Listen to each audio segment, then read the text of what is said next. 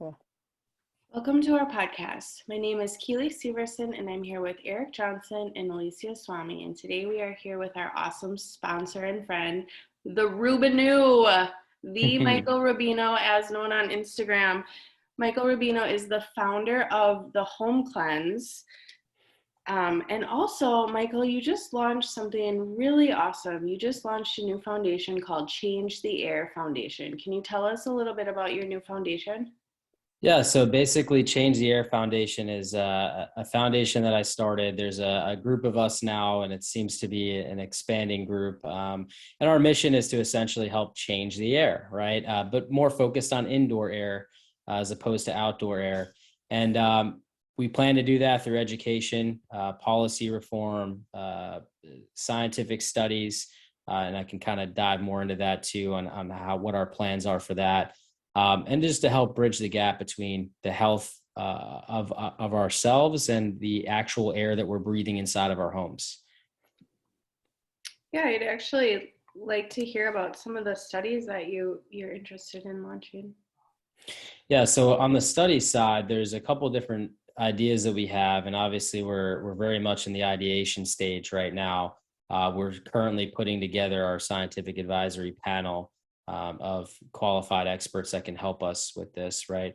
But with one of our products that we're launching at HomeCleanse called the dust test, that I'd love to talk more about as well, being able to collect data from people's homes, correlating that with whatever biomarkers that they're having inside of their bodies, could be a pretty big breakthrough in understanding how homes, what specific contaminants, and the exact biomarkers that is affecting them, and help bridging that gap between practitioners inside people's homes like me, and doctors, right? Combining that with researchers, because I think you guys know already that a lot of researchers, they're writing papers without any input from doctors, without any input from people working in the field. And so if we can help bridge that gap through some of the products that we have, some of the data that we're collecting inside people's homes, real data, we're hoping that done in a proper way, we can actually get some good information across and into people's hands. Is that the new product that you're launching coming up here, the new screening tool? Yes. Is that what you're referencing? Can you tell us a little bit about that? Yeah. So basically, I partnered with a lab called EMSL, and we're launching what's called the dust test. The dust test is essentially very similar to what you would consider ERMI in terms of screening for different molds that are present inside the home. It has the capability of screening for mycotoxins. Not all of them, of course. There's only very limitation on how many mycotoxins we can test for, but it's a great starting point. And endotoxins, which are toxins that are produced by bacteria as they die off, mainly because water damage environments can bring both mold and bacteria into the equation. So by screening for those things, by testing the dust, you're going to get a lot more accurate reading of actually what you're exposed to than by testing the air. I think we've all have heard stories of victims of people coming into people's homes, taking an air sample in the center of their room and saying, yeah, all looks good here. We're all clear. Mold is not your problem, or bacteria is not your problem, et cetera. And then after they actually start opening things up, they find some, right? And the reason for that is because mold typically aerosolizes pretty short distance from where it's located. Obviously, it settles in the dust. It transfers around the home. We do know that. But it typically does so once it becomes part of the dust and as dust moves around the environment. But when you're not analyzing the dust, you have a very strong possibility of missing those things. And so, when we screen with air tests, to do a proper screen, you would really need to take like 100 different air tests in all different spots of each room and each part of the house to really be able to screen it. And I believe labs charge $79 per test, or $59, somewhere around that margin. You're talking tens of thousands of dollars to essentially test a home properly to screen it. When you screen the dust, you can do it for a couple $100, right? So it actually gives you a lot better view as to the contaminants that you're being exposed to, and not have to rely on one or two air tests to tell you a full picture, because it can. One thing that I think is confusing for people with the dust test is when they sample multiple locations for one sample and then they get a result, because then it's like, well, where was the Where? bad dirt from? And I'm just wondering,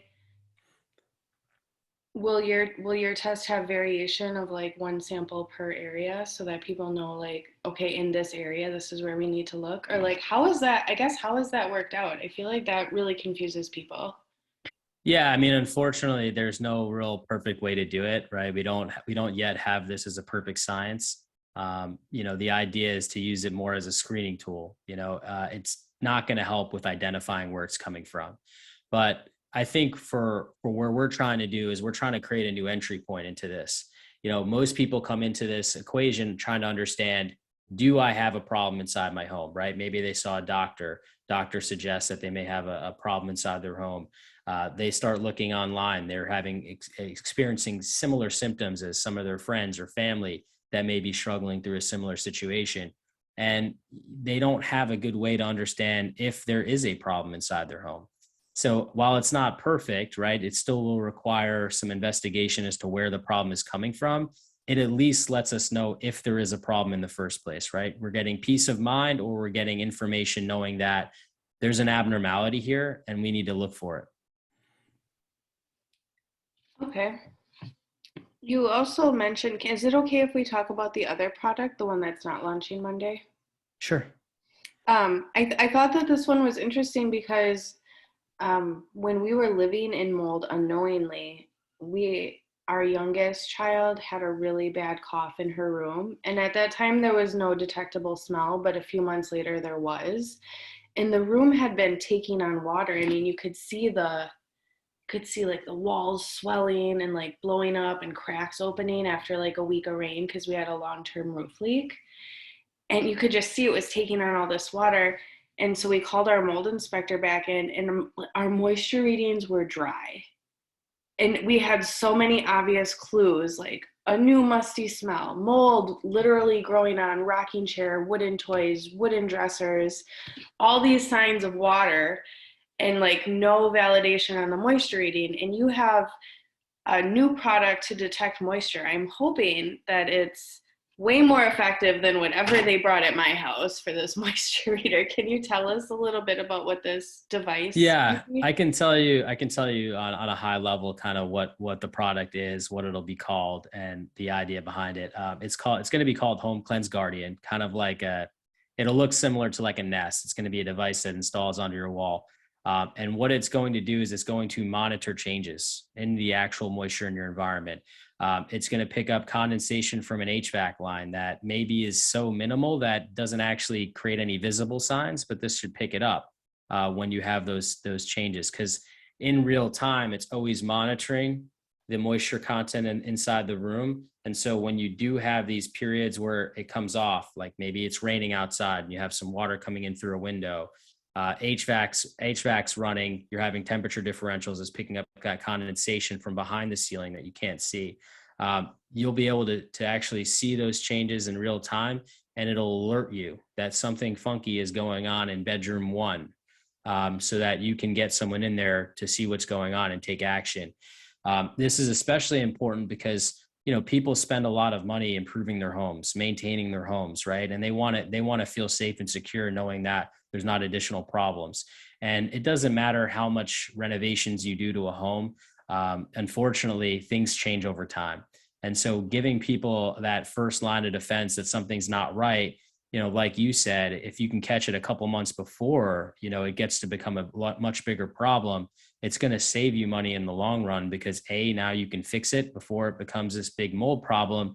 And B, now you don't have to deal with all of the expensive health consequences that come with being in that environment. So, the product's still very much in development and still very much in early stages. I don't think it probably wouldn't come out until sometime next year, but we are very excited at the possibility of creating this product, getting it out into the marketplace and testing it to a level that we feel is adequate and will actually work as it's supposed to be.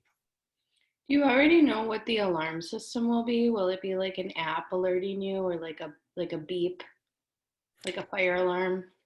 Yeah, so there's going to be two different, mapping this out. There's going to be two different programs. One, it's just app driven. The second, it'll be you can pay like a monthly monitoring service, which will actually call you. Just as if somebody was breaking into your home. Hey, your alarm is going off. Is that you? Right? You will get a call and say, hey, just want to let you know, just in case, because we all get busy, right? And we don't always look at our apps and stuff like that. So it'll have actually somebody will call you and tell you, hey, something's not okay. Do you want me to help you find somebody to come and check it out?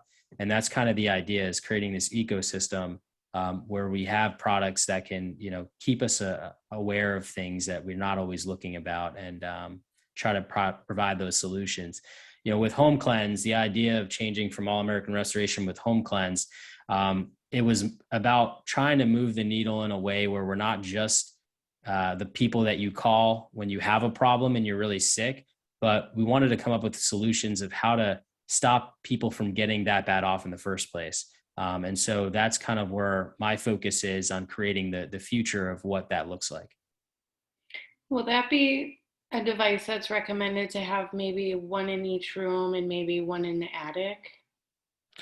Yeah, I think it's going to have, for it to be effective, because it can only monitor, changes in a specific square footage, right? So, it's fortunately, it's probably going to need to have it in every room if you want to have it in every room. Certainly you want to have it in rooms that are more prone to leaks, which obviously are going to be any rooms with a door or window or plumbing fixtures. And I think the attic would obviously make a lot of sense too, with the ability for the roof to leak through various different methods. So yeah, I mean, I think it'll be something that you want to have multiple of, not just one. Basements would be another great place to have, maybe even crawl spaces, especially because we never go down there and check them. So these are some of the ideas of how I would do it. And the goal is to be able to give you the option of buying just one device or 10, and create different bundles to make it as affordable as possible for people. Yeah, well, thank you so much for hopping on and updating us on your foundation and, the direction of your home cleanse business. I'm sure Eric and Alicia have good questions, so I'll pass the mic on over. Yeah, thanks again for joining us, Michael. We just appreciate you, and you're just you're so fierce in this industry. You got HomeCleanse, Mold Medic. Now you're involved in Change Their Foundation. Something that I really loved when I went through your guys' website is that you plan on offering financial assistance. And we know this is such a burden within the population that we serve, is that my home is a mess and it's going to cost way too much for me to fix it, and my insurance doesn't want to cover it.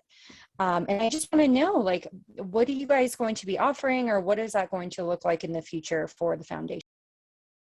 Yeah, I mean, I think it's gonna be like anything else. It's gonna start in stages. The bigger we get and the more money we're able to collect from donations, the more we can obviously provide assistance to people.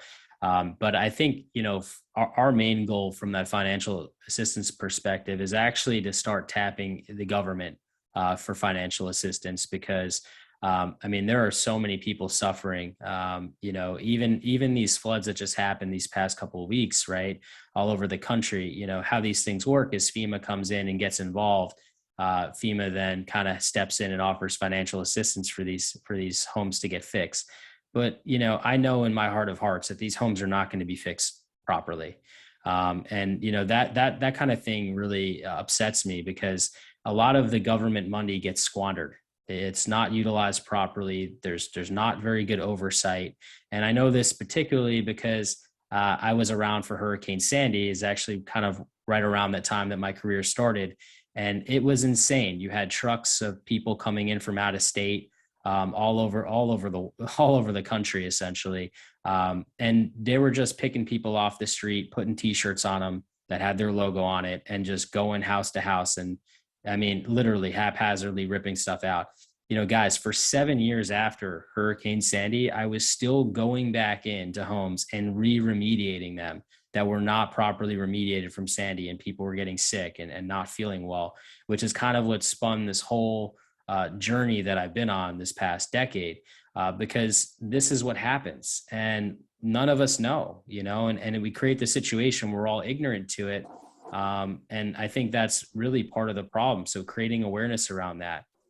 There are some heartbreaking stories that I've had experience with, military veterans living in Section 8 housing in various parts of the country. The housing is not adequate.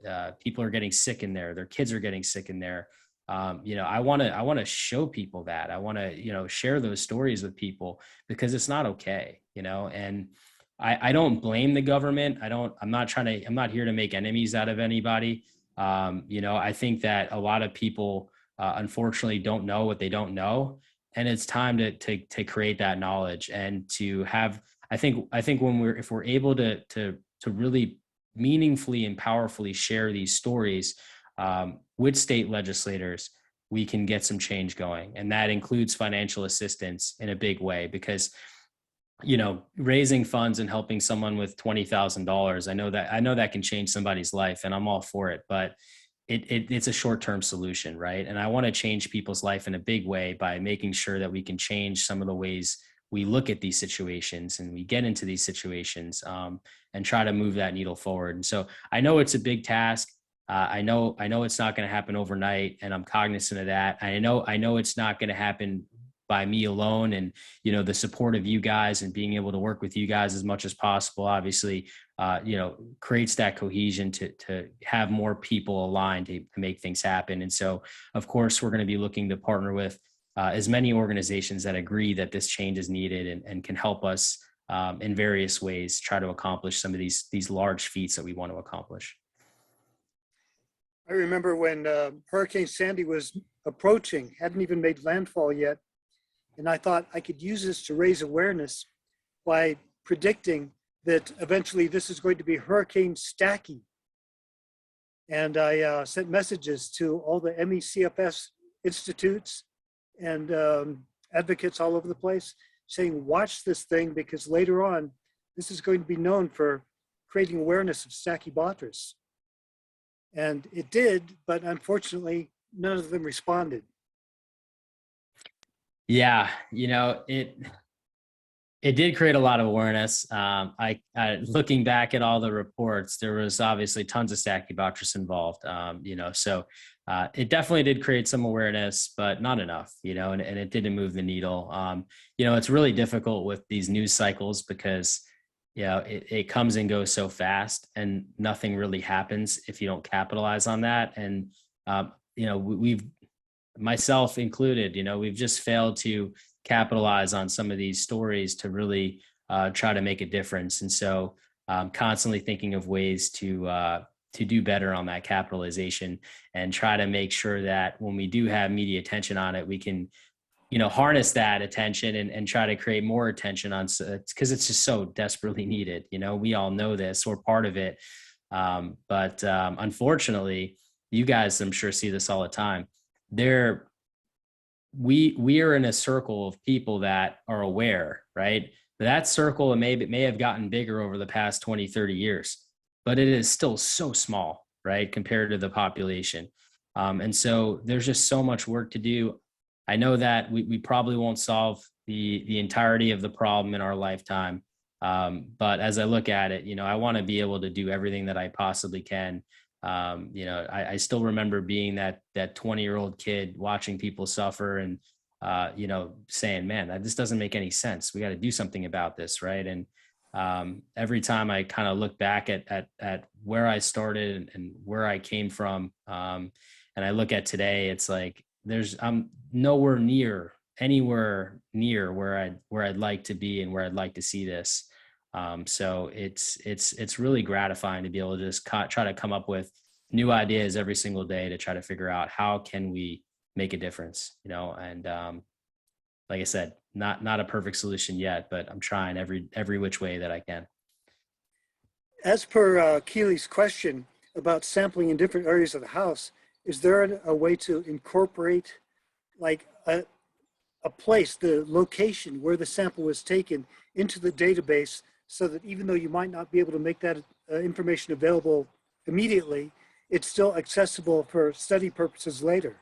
Oh, absolutely. Yeah. So there is a chain of custody, uh, just like pretty much any test that happens. And within that chain of custody, you actually put where the locations that you did collect the dust from. From a perspective of, can you collect dust from every single room and get a little more granular with it? You can, but the unfortunate part of this is every time a sample is taken, the LARB Chad charges to analyze said sample.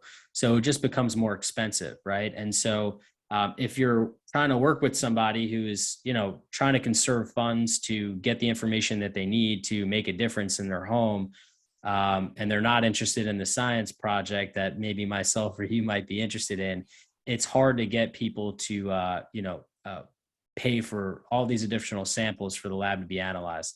I'm not a lab expert. I don't know their business model and how things work, but obviously, charging per sample really kind of limits the amount of data that we can get. So I think that's why we're going to start to see more, aggregate data of homes instead of individual rooms, right? So, but in some cases we may get, this is from the bedroom, these two bedrooms, this is from the upstairs, living room or den or whatever it is.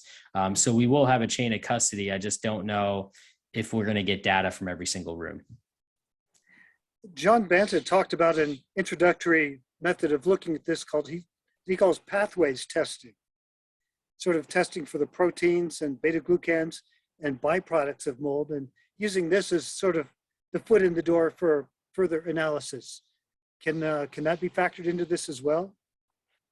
Yeah, and I think that's brilliant, right? I think that's kind of the whole idea of what the dust test is you're testing for the byproducts, right? You're testing for what is being created by these sources of water intrusion. And that kind of allows us to back channel into, okay, now that we know what the sources are, where are they coming from? And you guys know a lot about Stachybotrys. The odds of it ever showing up in an air sample are pretty slim. And if it does show up, there's got to be a lot of it somewhere, right? So being able to kind of look for those signs, you're going to have a lot easier time finding Stachybotrys in the dust, just because of its heavier nature, stickier nature, than you are going to be finding it in the air. So the idea is to kind of open things up and look for that exposure that you're being exposed to, and help trace back where it could be coming from. All right, sounds like a terrific plan. Mm-hmm. And I really, when you talk, I really feel your ingenuity, your integrity, and we're right there with you, Michael. And I think a lot of people listening today, what people don't understand about this work is that it's extremely hard. All odds are against us. Oftentimes the people we try to help like to fight with us. And this is really a labor of love, of empathy for others, and wanting to make a change to stop catastrophe, really. I mean, as we could see from Hurricane Katrina, I mean, not only were there sick buildings, but there was basically sick regions, right? All these buildings together are just, causing basically a catastrophic ecosystem that's extremely toxic to live in. And I think we all kind of see the slow train of problems and issues happening, and we're trying to be there to kind of stop it. And what I'm just really interested is, in your foundation, are you going to be training others to learn or teach them how to do proper remediation? Yes. I don't know that I'm trying to get into the business of certification and start competing with other organizations on that front. But I certainly want people to understand the foundation of what remediation looks like. I built a school inside of our main warehouse in Freehold, New Jersey.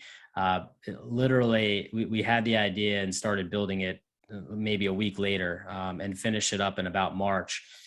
Since then, we've done a lot of filming there to try to, show people what a containment should look like, how the air scrubber should be set up properly for negative pressure, different aspects of remediation, how to do the HEPA vacuuming properly, because even that, can be done improperly. When you're treating, what is the goal behind treating? It's not just to kill stuff, right? We want to actually bring stuff to the surface and wipe it away or vacuum it away. And so a lot of that is meant to created for people who maybe can't afford remediation, but are handy and, or just they're about to get handy and do whatever it takes to create a healthier environment for them and their family. And that is the goal. And so, definitely that is coming. It's in the works. There's a lot of educational video. I just filmed some stuff a couple of weeks ago, kind of educating people on how to keep water out and how to maintain your home, because obviously water creates the opportunity for these things to become abundant inside of our homes. And so, my path is educating people, because I think we can make all the change and all the regulations and change all the rules, but if people aren't educated to advocate for their own health when it comes to their home, it's just not going to work, right? Because unfortunately, rules and regulations don't stop people from doing bad things, and I think that's what it comes down to. So we all have to educate ourselves, and that's one of the main pathways that I'm trying to create for people. Fantastic. Well, when you put that out there, we'd love to, promote that on our site and get people just educated. I mean, that's what we're all about, right? We're all about educating on the health side. You are educating on the home, maintenance side, and that's extremely important. They both need to go hand in hand. Yeah. Now, on your website, it says that you guys are pushing forward in initiatives with public policy. Have you guys started any sort of education or trying to reach out to, government agencies or senators or anything like that? And if you have they been receptive to the information that you were trying to? So yes, we have reached out to senators. Brandon Chapo has pieced the point on that. He's actually the chair of the policy reform entire initiative. But I have assisted Brandon on some calls with senators, walking them through stuff on Zoom, showed them statistics and information of why this is such a big problem, especially in Florida, where I have a location. I was able to pull up data from people's homes to discuss with them of just how prevalent this really is. And, they've all have heard of mold, right? They've heard the word mold. They've heard of water damage. One of the senators even had a granddaughter that, experienced some illness in a water damage environment. So she was familiar. And the reception is good. It is good. There are obviously a lot of challenges, right? Because there's a lot of industries that are entangled into the problem, right? We have construction industry, we have real estate industry, we have homeowners insurance, we have the educational systems, because this is a problem in schools too, right? So they're looking at the sum of all the parts, and they're, seeking advice on how can we make change in a way where it doesn't cause other things to completely fall apart. And being cognizant of that fact, right? Because we don't want to bankrupt insurance companies and then not be able to insure our homes. I just as one example. And so it is an interesting challenge. However, it's kind of one of those things that I was explaining to them. It's like anything else, right? We regulate the emissions from cars. It creates a lot of challenges for businesses, but businesses overcome it. Right. So yes, it's going to create some challenges, but we're going to overcome it. We're going to have to adapt. We're going to have to come up with new ideas. I have some ideas for the insurance industry to be able to, properly cover people and make sure that when there is a problem, they can cover it. Right. So a lot of these ideas were being discussed. Florida wrote a bill off of our discussion. That bill is tabled right now with midterm elections coming up. We plan, obviously, after midterm elections to re-engage and get that bill brought up. We have another bill in Ohio that Brandon Chapo, had really been the champion of making sure that was written. There's been some different iterations of that bill so far after certain health committees have taken place. And the consensus was, let's zoom out of mold for a second and talk more about water damage, right? And water damage being the gateway. Obviously, we know it's the cause of creating that opportunity for mold. But if we zoom out of mold a bit and talk more about water damage, just that buzzword alone, right? We're not going to have as much restriction. We're not going to have as much conflict with so many different people and organizations. So we're looking at kind of that strategy as we refresh our approach on how we get bills written. We have conversations with senators in Virginia right now. So we have Ohio, Virginia, and Florida right now. It takes a lot of time, as you guys can imagine, right? Meeting with senators and reviewing drafts of what they're sending over, adding comments to it. And then, of course, it has to go to all these other people that we have no control over to review as well and add their comments. So there is a bit of a time process with this. We also need constituents, people that live in that state, to support the bill, right? And to call their senators, letting them know that they need to support that bill, and obviously getting some attention around it to further drive point the home that this is something that we want as a civilization. And so there's some steps in that. Brandon spends a lot of time kind of when constituents are looking to make the change, kind of coaching them through how to do it. Because it's an overwhelming process. Anything bureaucratic and sending paperwork in, right, can be a bit difficult to navigate. When you couple that with not feeling well, living inside of a home that's impacting you, all the stresses of life that you're dealing with that, declining health, right, and now you have to add all of this bureaucratic stuff to your plate. It is difficult, and it requires some support from us. So it is definitely time consuming, and it's why we're trying to essentially tackle some targeted states as we finish up those states, move on to other states. So it's going to take a few years for sure to get where we want to go.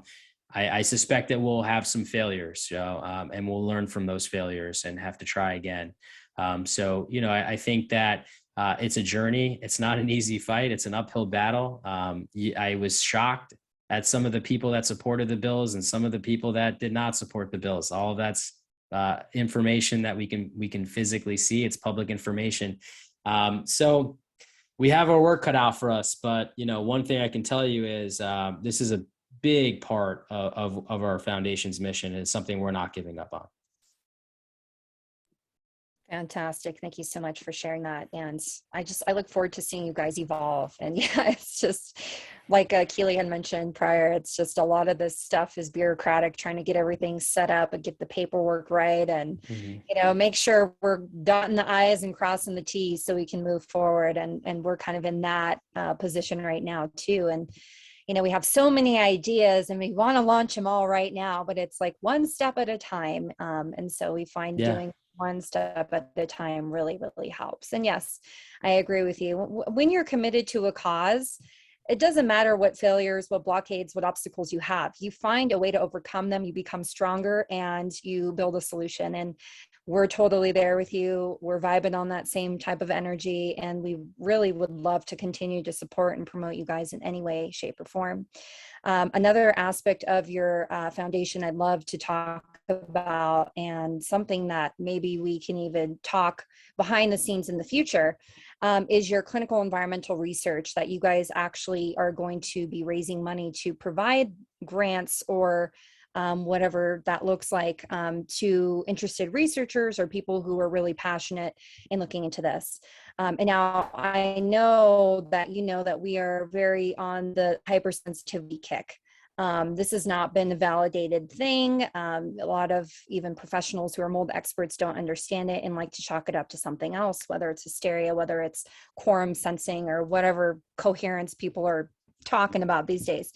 So this is something that we're just really interested in, and Eric right now could give you a whole setup for at least 5 important experiments and research studies we can do. So that's something that we'd be really interested in chatting with you about, and possibly partnering on validating certain aspects of this illness.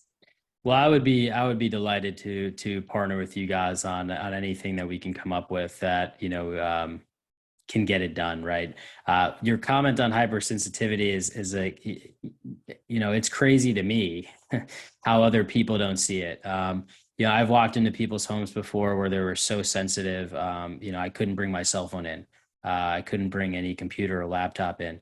I've visited people who, were sensitive to light and sound to the point where they literally soundproofed the entire room, and like there were blackout shades all over the place. They could not. They literally hurt them, right? So for to say that hypersensitivity is something that doesn't exist is impossible. I've just been to too many homes, right? I know that may be anecdotal evidence, right? But when you start to see patterns, I don't care if it's anecdotal or not, right? It all starts off as anecdotal until somebody verifies. When I start to see patterns, and those patterns hold true, that's all the truth that I need. And there is definitely something going on when one person out of a family of four seems to be extremely sensitive to chemicals or light or sound or their environment, and three of the four don't. Right. So there is obviously something there. And I think from where I'm sitting, we can no longer just ignore this, and we can no longer just, vilify people and not take their word at face value. We need to investigate. We need to figure out why it's happening, how it's happening. It's very obvious to me that mold is a trigger. Definitely is. Whether it causes it or not, I have no idea. And I'm not trying to get into the whole hysteria that saying something like that might bring, but there's something there and it's not being looked at. So I think that these are obviously some of the problems. In research, obviously, most research is done on lab rats, as we all know. A lot of the research on lab rats shows that mold is a big problem. However, for some reason, we have people out there that say that, well, that's on a lab rat, so that's not definitive. Well, so is everything else that you study. So you can't just pick and choose when something's real and when it's not, right? These are some of the problems that we're dealing with, and I just can't figure it out. But unfortunately, what I'm about to tell you might surprise you is. Just in the industry that I'm in, there are certain people that badmouth me or, say certain things. It's kind of like the Mean Girls or something. And I don't really understand why, right? Because I'm here just trying to do what I'm doing to help people. But I guess, if I were to guess, maybe certain people feel threatened, right? And when you look at the scientific community and the research community and the academia community, right? Maybe they feel threatened by certain things that if they were to come to light or for whatever reason, right? But we can't look at that and accept it. We have to. People need real information, and that real information can save lives, right? And that's the part that really kills me is, while we're all fighting each other on different things that exist or don't exist and trying to sell different stuff and whatnot, I think at the end of the day, we need to validate these things so that people have the information to get better or to prevent themselves from getting sick in the first place. And while we're fighting, that's not happening. And that's what really, really tears me apart because, it's just silly. Yeah. It seems like research and science has become so egotistical and just so narcissistic that everyone wants to make a claim and they want to attach their name to that claim and they want to be the big next star. And I mean, Eric could tell you, he's been in the game for 35 years. Anyone who tries to make this about them or, just an ego driven thing, they fail in the end and they never get anywhere. And I feel like when you put heart, empathy, passion into this, like that's what's going to win in the long run. And that message and the way that you deliver it and the way that you're helping is really going to turn people around and say, hey, this is the person that actually is helping people. This person has screwed me over. It's like that person will get their claim to fame, but they're going to die off eventually. And the people who are going to be left are going to be the people like us, people like you, and whoever is tied to your foundations and whoever is really in this to help people. And Eric, I don't know if you want to go ahead and tack on some historical information on that. I'm sure you do because you've seen it. No, don't even get me started. We can cover all that later. Yeah, it's tough, right? And I think it's tough, and I think I guess I'm grateful that I have thick skin, because I could see why certain people may get started on something and then give up, because at the end of the day, we're human beings. And, when we're constantly dealing with conflict, trying to get something done, and then you have, other conflict that's just unnecessary conflict that enters into the mix, it can be draining, right? So I'm just fortunate to have thick skin, and my goal is, I'm doing this or I'm going to die trying. And so, hopefully we get somewhere before I die. But, I wish we could just all work together, right? We're all here for the same cause, or at least we should be. And if we all work together, we might get something done. Absolutely. Well, thank you so much, Michael, for joining us today. Keely, Eric, any last questions? No? Okay, cool. So if anyone is interested in looking into you, your foundation, your company, or anything like that, where can our guests find you and seek your? Yes. So you have HomeCleanse.com, and that's the company that provides services and very shortly products to help you navigate your journey and improving your environment. And then we have themoldmedic.com, which I'm sure will change at some point very shortly. That is going to be where you can find me. You need a consult with me one-on-one. You want to write to me anything there. You want to see anything I've put out, videos, social media, articles, it's all there.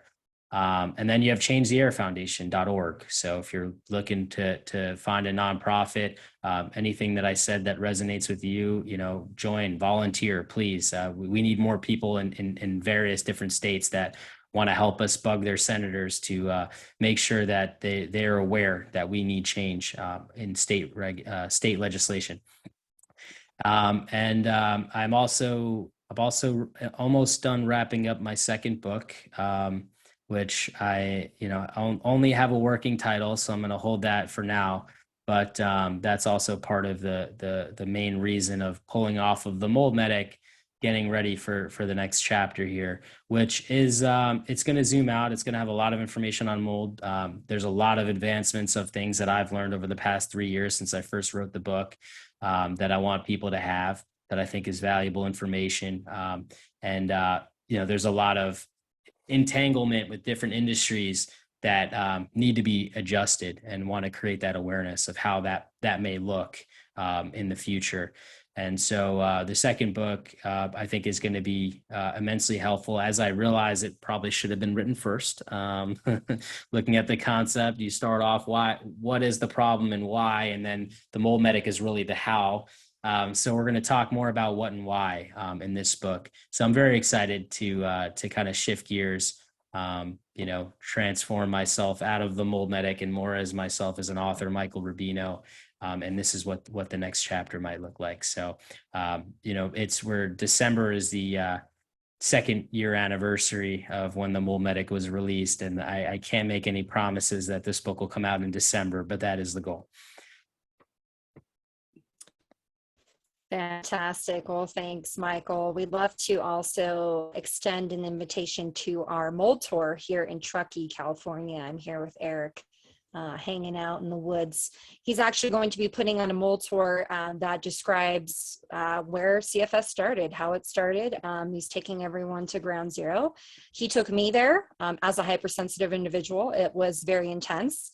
I don't know how it would be for someone who isn't hypersensitive. Maybe they would feel something, maybe they wouldn't, but he's basically helping people understand the paradigm, what's going on, where it all started, and also to validate people's hypersensitivity symptoms who still can't quite wrap their heads around it. So we'd love to extend that offer to you. It's going on September 9th through 11th. If you are interested in joining, we are also filming this experience. So anyone who joins us on that date will be in our docu-series. And so if you are interested, let us know. If not, totally fine. We have a million dates planned ahead in the future. We've had a crazy amount of people reach out to us.